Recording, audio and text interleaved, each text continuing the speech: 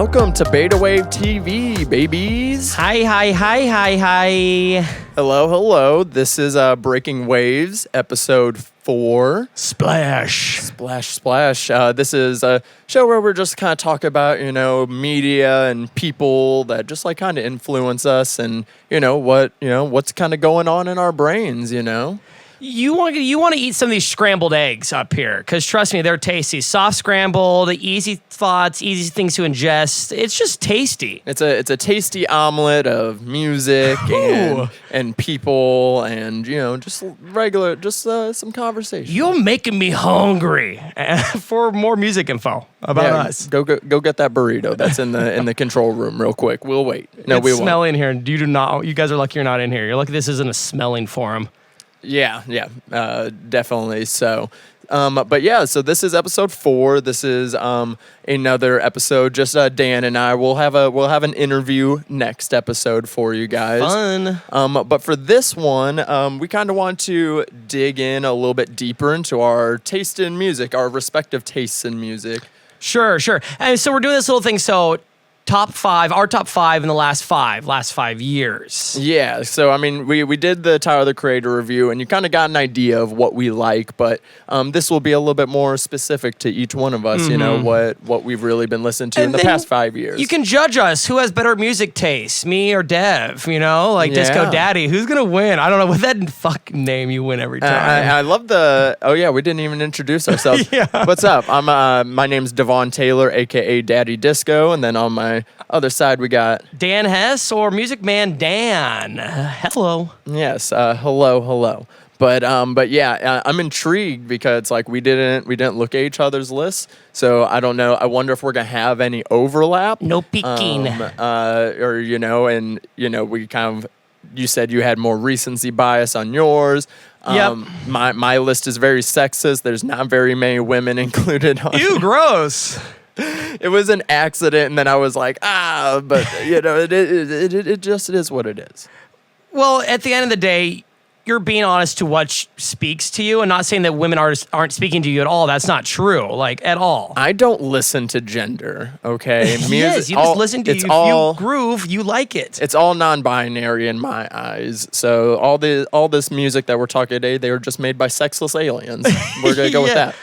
There's no genitalia down either one of us right now, okay? We're just here to discuss music and have fun. Smooth like Ken dolls. But yes, before we get into our top 5 lists, I have to ask you, Mr. Dan, what's keeping you wavy this week? I caught a wave, just a nice, beautiful, smooth guy barreled out on this new TV show, Why? The Last Man. It's on Hulu. It's based on a comic book series, one of those, what would you call it? Was it visual comic book series, graphic novel. Yeah, graphic novel, yeah. Thank you. Mm-hmm. There's this disease that kills pretty much every last male person, animal, whatever is a dude died besides this guy and his monkey. We love it. Kill them all. And it's nice. It's fun because there's this fun dynamic. There's this gal. She plays the Secret Service person for the president. That's a female, obviously. And she's this badass chick, beats crap out of people, and this guy that she's having to drag along to save this dude to figure out what the hell's going on. It's just a total wimp. So it's some fun dynamics, and I like the apocalypse shows. Yeah, I haven't checked it out yet. But fun fact, the male character was gonna be played by Shia LaBeouf at one point. Oh no! Yeah, he's too badass. He's too cool to do. This guy's really a good whip. Yeah, this guy's a dweeb, right? I'm just every time he talks, I'm dude, shut the hell up. Just go along with the plan. Yeah, I've heard the graphic novel series is fantastic. So I might actually check it out now that I've watched this show because I've been having fun watching it. It's a good show. I'm excited to check it out. On my brain, I've literally been thinking, I watched this movie a week or so ago, and I just have not stopped thinking about it, is James Wan's Malignant that just came out. And I'm a big horror movie guy. That's kind of my jam. And man, it's you think it's a classic spooky house, supernatural romp, and it's not. Oh. James Wan came out trolling everybody with this B movie, camp horror, and it just like completely took everybody off guard. Like regardless of if you like the movie or not, Yeah. you should go see it just for the fact that it exists and it's a mainstream like big studio movie. And it's like, like James Wan, he's made a shit ton of money off his movies. Oh, yeah. If it was any other director, he wouldn't have got to do this. Like, for this weird of a movie, it's so silly and ridiculous, but it's so fun. And just the fact that it exists and he got a main studio to finance this movie. Well, those makes me campy happy. horror movies, you're a big horror movie guy, but those campy ones are my favorite type of horror movies. I'm not biggest fan as you, but those ones are great. So much fun. Yeah, like because it's funny. Like the trailers look very serious, and like you think it's gonna be serious. So we get some laughs along this bloodbath ride then. Just check it out. You can watch it on HBO Max. You don't even have to go to a theater. I recommend you see it in Max. I recommend see it in theaters. Has great sound design and shit to it. But yeah, so check out Malignant because either way, if you love it or hate it, you're gonna have a fun time watching it. Like watch it with a group of friends too. I'm watching it tonight. Yeah, I love this. Please do and report back to me because it is chef's kiss in my opinion. Mwah. Mwah, mwah, mwah, mwah. But yeah, so that's what's keeping us wavy this week. But now let's go ahead and get into the bulk of the episode here. So we're going to do our top 5 of the past 5 years, and we're going to go back and forth, 5-5, 4-4, and we're just going to count them down. Perfect. Dan, would you like to lead off? Yes, I will start. I just want to give a little cliff note here.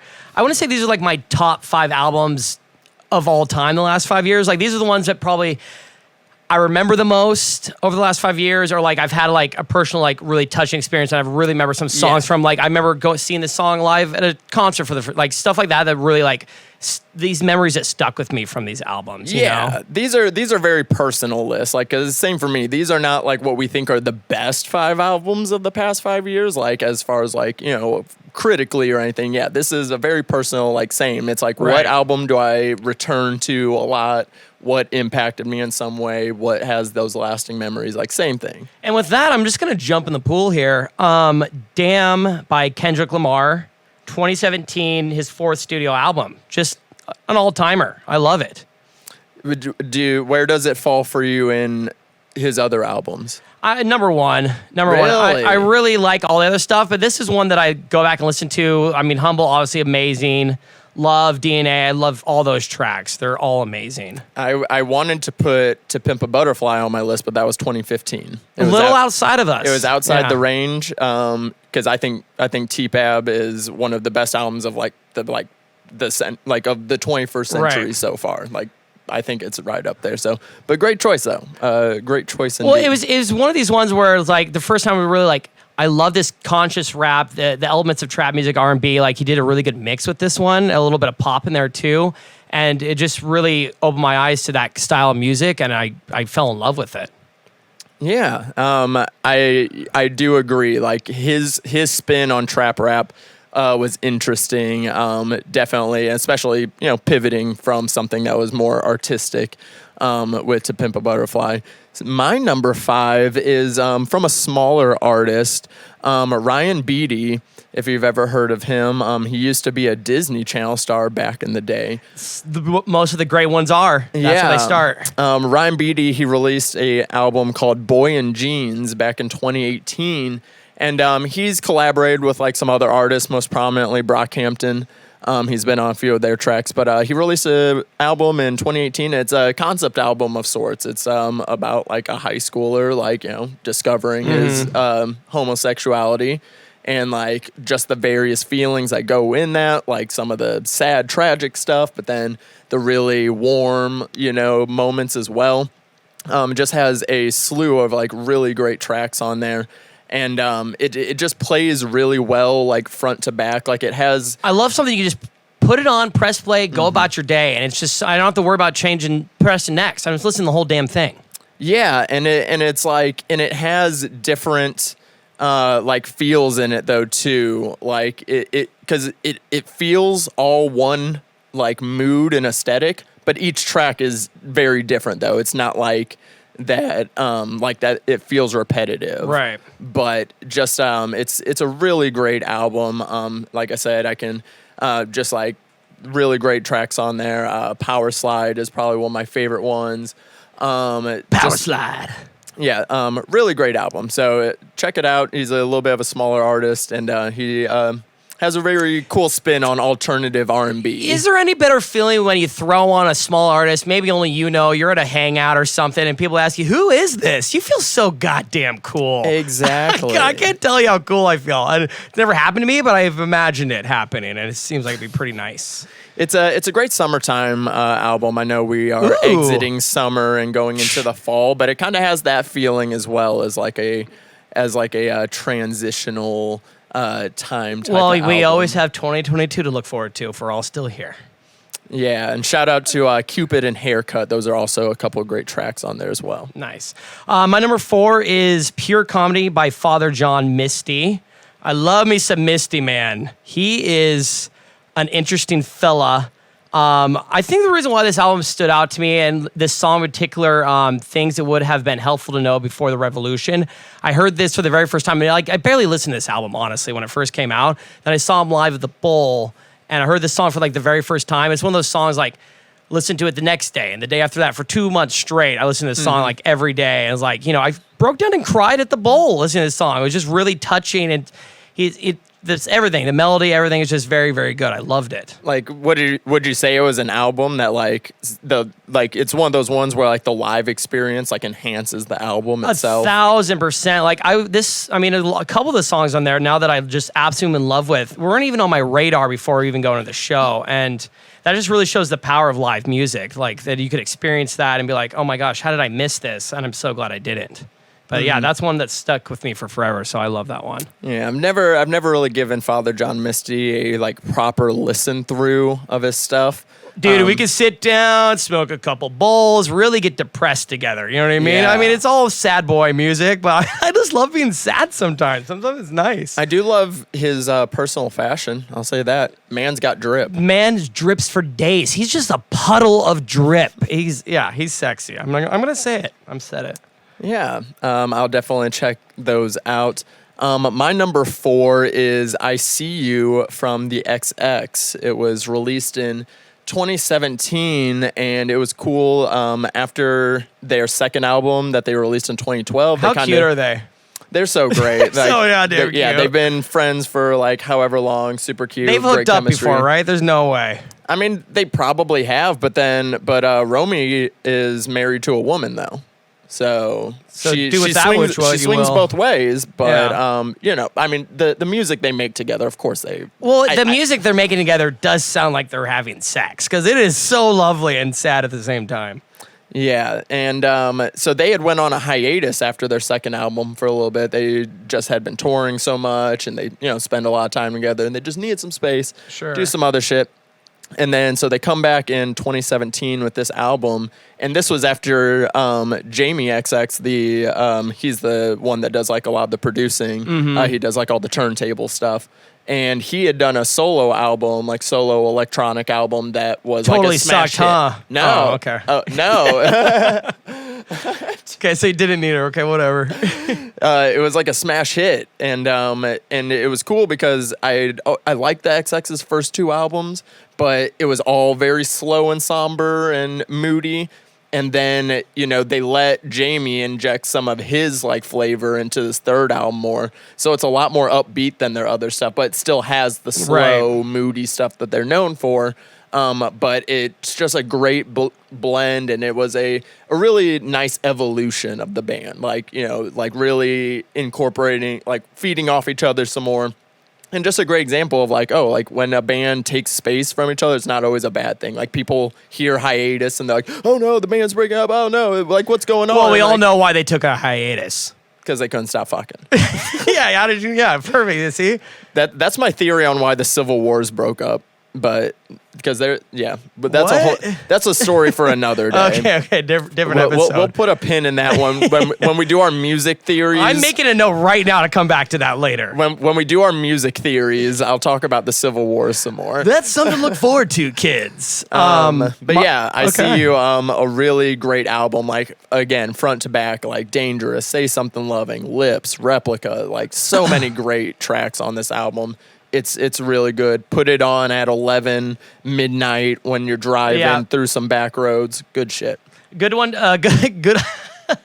Good one to sleep to. You know what I mean? It is a good one to Sorry, sleep that doesn't to. mean it's bad music. It's just like sometimes I can fall asleep to it. No, they are an artist. I'll put their stuff on, just like all of their music on shuffle, and like go to sleep. I wake up so depressed though. Great Just sleepy so music. sad. Okay, moving on here. Is this number 3? Are we on 3? 3 for you, yes. Boom, shakalaka. Okay, this has a little latency bias. This one, just for my last couple, just because these are the ones I remember the most. Tame, Impala, The Slow Rush. So I'm huge Tame fan. Love them. Love Travis Parker, dude. He's a genius. Some people compare him to Elton John, and I'm like, no. Well, let's slow our roll here. He's not that prolific. Prolific? Prolific. Oh, thank you. I mean, Kevin Parker is a very talented individual for sure. Yeah. Love the Tame Impala project, but yeah, how'd you feel about The Slow Rush? It was just amazing. On track, one more year. I mean, it's one of those ones too where I could just throw it on and just listen to every single track. I love it. And then they had a really fun on Spotify. They had a deep dive on it where he just talked about making the tracks. And it's so interesting. He does everything. You know what I mean? It's a one-man band. And so that fascinates me how he comes up with these fun little ideas and just messes around, just extremely experimental. And he makes amazing music. It's just super. If you guys haven't listened to that deep dive on the album, it's really, really fun listen. Yeah, I don't know it, like if because I've listened to it a few times through, and I don't know if I'm guilty of Currents was so damn good. Oh my God. So I had like, you know, I wanted that on here instead of that. I had unrealistic expectations for his next Yeah. album after that. So like I felt underwhelmed by it, but maybe it was no Currents, but I still loved it. But yeah. without the hype now, Yeah. maybe I'll feel a little bit differently about it. Yeah, no, it's a fun listen. I mean, it was a cool thing. He did a lot of milestone stuff in the album, like talking about just things in his life, things that matter or used to matter, don't anymore. So it was just a cool album. I really enjoyed it. Yeah, and the concept of time behind it too. I like super me cool. a good concept album. Oh God, I love a concept album. Like so much. My number 3 was a debut album from who has become one of my favorite artists of the past few years. Lucky Day, his debut album, Painted. He's killing the R&B game right now. Because I feel like alternative R&B and like poppy kind of stuff is more where it's at right now, and he's kind of like more traditional R&B, but still modern. But like he reminds me a lot of D'Angelo, right? Like big time D'Angelo vibes. The dude has a killer voice. He can sing. He can rap. All of the instrumentation for the album, like he uses live band sounds for the most part. When he performs live, like his NPR performance, his NPR Tiny Desk performance. I love those. Those are so freaking cute. It's so fucking good. It's one of the best ones on there. But like just ever since I found this guy, I've been just obsessed. Every track that he guests on, everything he's doing, the EPs he's done since then, like he just made a song with Earth, Wind, and Fire. Like the dude is blowing up, and it's like Earth, Wind, and Fire is still around, still doing it too. Like, Still can we talk doing about that later? Another Yeah. pin? But yeah, super great album though. And it's like, you know, one of the ones where like when you hear the story behind it, you like kind of appreciate it too, because apparently he just like got his like heart like torn to pieces and then put it all into this album. Torn to pieces. Like, that damn. always makes a good album. I don't know, no matter what. Like, if you were broken up with, just start making music because it's guaranteed to be good. Pretty much, like you have a pretty high chance of a banger on your hands. You're gonna get at least one good song out of it. People just start making tunes. Broke up, make album. Yeah, it's like I hate that happened to you, but I'm glad it did Yeah, because but we got some great music. Now out I have of a it. song to listen to when someone breaks my heart. Exactly. But yeah, great album, great artist. Definitely check him out. Very cool. I'm swinging up into number 2 here. Donda, Kanye West. I just said his name wrong accidentally. It's the D. It's the D and the K mix up. I liked it because it got bad. It didn't get great reviews. I think it's because it's technically a Christian album. It's a bit of a gospel album. A gospel album or whatever. But I mean, I loved it. I love that he did something a little experimental. There's some stuff on there that it surprised me. The connective tissue between the tracks didn't really feel there. It felt a little uncompleted, but I still enjoyed it. Like that was another one. Like I listened all the way through. It was like it was a fun listen, and I love that track, Jonah, and then Jesus Lord. Like all the guest artists that he had on Jesus Lord were awesome. Like really good. Yeah, I think it, one, it got caught up in the whole, like, him and Drake released their albums around the same time. So it was Drake versus Kanye and all this stuff. And and his last album, the Jesus is King album, was not good. So, like, I think people were pretty weary going into it. But bad. But I like Donda a lot. It's not my favorite Kanye album, but I do enjoy, again, like, he brings something different to every single album. I almost put Kids See Ghosts in my top 5. I was close, but it's a bit too short. That's the only reason I left Kids See Ghost off of it. Yeah, and that one, too, was, like, not my favorite either. But I just like this one.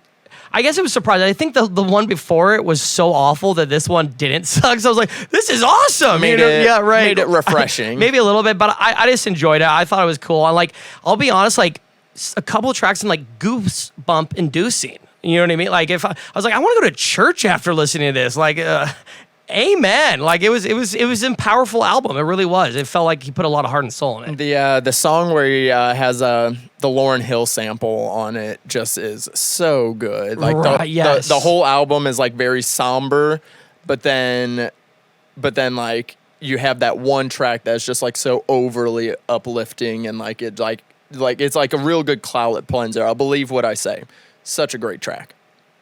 Yeah, really, really, really good. I love it a lot. I like it a lot. So for my number 2, I'm going to cheat a smidge. Oh, God. Here we go. Dude, you're always cheating. I do. Okay, so my number 2 is I got Brockhampton in here. In 2017, they released 3 albums in a span of 6 months. It was the Saturation Trilogy. Love that. It's Saturation 1, 2, and 3. They released it in this like 6-month succession. They had so many music videos, and they had just this energy that is what inspired me to be like, okay, no, I love music, and I know I can make music too. Because it was just like these. Well, this is a really important one for you then. Yeah, for reals. Like for real. Like it's just like these 9 kids got together. They said, let's all move out to LA. They had been like kind of collaborating together, some of them, but then they built formed the this path super for group. you. They showed you the way. Yeah, and like in the trend of this like that like creative collectives are kind of back in now. Like these like groups that like all collaborate and like do all this stuff together. And it was just super inspiring and impressive. Like watch them put out like so much content. Like that's why it's called Saturation Trilogy. They said we're gonna saturate the market with our shit so that way people like can't ignore us. And that was like so smart. They did documentaries behind it. So the trilogy itself is like you can kind of look at it as one project. I'll say Saturation 3 is my favorite one. It was just a really cool culmination of like Saturation 1, it's like, they're the underdogs. Saturation 2, they're kind of feeling themselves. They're gaining some momentum. And then 3 is like, they're like really like feeling themselves. Right. And they're like, yo, we are doing some hot shit right now. We are making bangers. Like Saturation 3 just has so many great tracks. You got Rental, you got Stains, Boogie. Like, I mean, they just, it's so good. And like, it just, and now it has just like that nostalgia, like emotional tie. Like whenever I listen to it, I kind of get back in that mindset. Cause it was like whenever I was preparing to move to LA too. This is your pump up album. And what's great too, like that they actually sat down and created these 3 albums in like, what, a 6-month period, maybe a year or something. It was like, if you have the hot hand, keep going, right? Like, and that's what I think a lot of artists that listen to this, or just people in general, when you get into a good head of steam and you're being creative or working really hard at something, have that good flow, you got to keep it going and write it all down. Yeah, and it's like, and when you have 8 people, it's easier to kind of like just like bang out all these tracks. And that's a fun workshop room. Oh, they like did the thing where they just lived in a house. There was like 9 of them in a 4-bedroom house, and they were fucking shacked up in corners and in mattresses in the hallway, just like making fucking music. So that's good. Gives you life. Yeah, and it just like takes me back to that time of like right before I was like gearing up to move to LA. So it just like gave me that extra oomph, All right. So before we get to our number ones, do a little honorable mention, and then we'll jump in. So I'll just do my mention, then jump right into my number 1, baby. Do it. Honorable Jungle, Loving in Stereo, that new album that came out, a month ago or something, is super fun. I won't spend a bunch of time on it. Everyone knows Jungle. They're super good, fun, groovy, disco, funk, fiesta that they put on that new album. I thought it was a great marriage of their first album with their second album. They kind of took all the best elements of that and then made another great one, and they have some fun collabs on it. So it's a fun, energetic, dancey. It's real groovy. In the names of Matt Faulkner, play something dancey. Yes. I just love hearing it. Shout out to that guy. He's pretty cool. Yes, we love something dancey, and yeah, like they're just like one of those bands that like when you turn them on, like if the person is not tapping their foot or like gyrating their shoulders a little bit, like are you even alive? Yeah, there's a couple of tracks in there you cannot help but move. Like it's impossible, and I love albums like that, and they're so much fun. All right into number 1 is Soccer Mommy. It's on by this gal, Sophia Allison, and they just released a new album that was Color Theory last year, so in 2020. It's just a really fun indie rock album. She's like super cool. I love her vocals. I'm dying to see them live. I know they play here a lot in LA, so I'm dying to see those guys, but they're a really fun indie rock band. And I listened to this song Bloodstream on there last year. For 6 months, I was listening to that song every day almost. Like, it's just such a fun rock album. It really makes you feel. It's just a fun album that I enjoyed. Yeah, I actually, that's the only one on your list that I have not listened to myself. Please, check her out. She's really good. The whole band is really talented. So that's a fun little indie rock joint for you. What about you, baby? For some honorable mentions, got to throw Dua Lipa, future nostalgia out there. A recent one, got a shout out.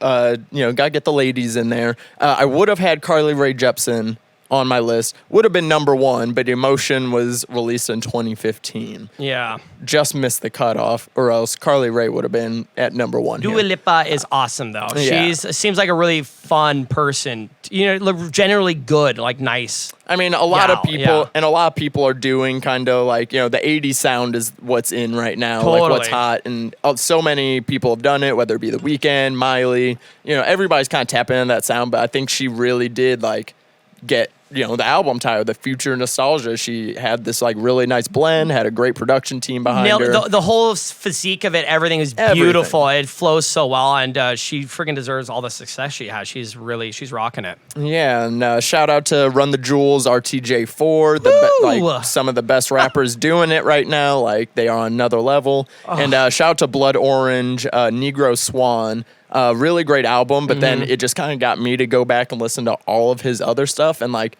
Blood Orange probably like influences my sound of music the most, like whenever I'm making stuff. So had to shout Blood Orange out as well. But my number 1, another big musical influence for me, one of my favorite bands, the 1975. Yes, the 1975. They've released a few albums in the past 5 years, but I will go with.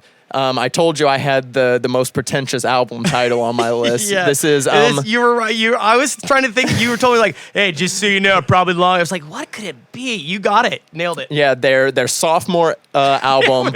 I Like It When You Sleep, for you are so beautiful yet so unaware of it.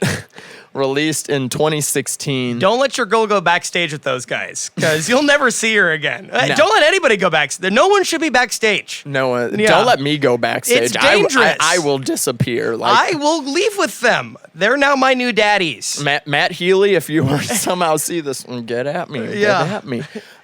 Such a really great album. I love that they came out with the second album to like prove that they aren't just some pop band or just the standard indie band. Like their first album is also phenomenal, but they were like, okay, we want to show you guys that we have all these other influences. The first album was like dark, and like even the album artwork was black and white, and this one was white and pink. So they came out really bright and bubbly and brash, and like it's just a great album to like. Again, this is a no skips album, and it's 17 tracks, and it's like, so it's a hefty listen, but also like there's no fat on this album. Put all that weight on my body, like just completely lay on me. Yes. Yeah, and I just like how they continue on themes from their previous albums, but then still incorporate it into the new one. Like they do this thing with their intro track for all of their albums. It's the same poem, but then they do the music like in whatever style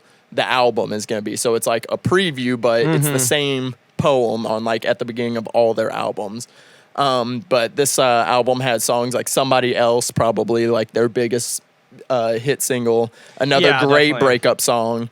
And it's got songs like Love Me, She's American, If I Believe You, This Must Be My Dream. Like, Are you just going to list the whole album right now? All pretty 17 much. tracks? Okay, perfect. Pretty much. You don't need to look it up, guys. We're going to list it for you right here. Yeah, it's just really, really good. It influences my music quite a bit a lot as well. In terms of the way that I write. And No, it's a approach sexy stuff. album. It's sexy. It's got all the things like, and it just, again, it's one of those ones that as soon as I listen to it, I'm like transported back to where I was in 2016, and like seeing this album in concert was just, oh my goodness! It was like I'm not religious, but this was as close as it gets for me going to church. Like, this is as close as me feeling the Holy Spirit is listening to this album. You got touched by the love of 1975. Sexy, sexy band. Great band. We didn't have any overlap. We didn't have any of the same albums, which is great. No, that doesn't mean that we don't have stuff in common and that we aren't best friends. No, I'm not saying that at all. I feel like that. I feel like that accentuates this even more because it just kind of it shows we have similar tastes, but like also you're getting a wide range between these albums. If that doesn't accentuate you, I don't know what will. I don't know either. We got lots of genres represented. All the years are represented in there. Like I like both of our lists right there. I like us. I like us. I too. hope everyone else does too. Do you guys like us? Let us know. Please like us. Please like us. For the love of God, I just want likes.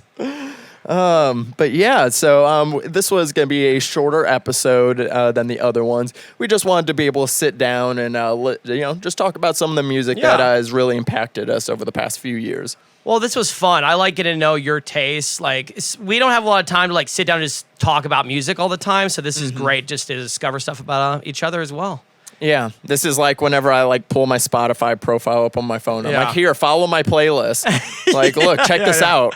I have such good taste. Listen to me. And everyone should add us their top 5 and last 5 as well. Yeah, drop in the comments below. Write your top 5 albums of the past 5 years and see where they stack up against ours. Very cool. All right. Well, it was fun chatting with you. Let's do it again. I want to. Let's do it again. Maybe in the same outfits in the next episode even. Again, laundry days. This keeps pairing up with not having laundry done. So, whoopsie. Yeah, so the next episode we will have another interview lined up. We have a very special guest. Bring up your next victim. Yes, come to us. So make sure you guys are subscribed to the YouTube channel. Like the little bell icon. It will tell you when there's new videos. And we got, check out all the live performances that we have on the channel as well. Dan, where can the people find you on social media? Music Man Dan on IG. And make sure you follow BetaWave YouTube and on all the rest of the socials as well.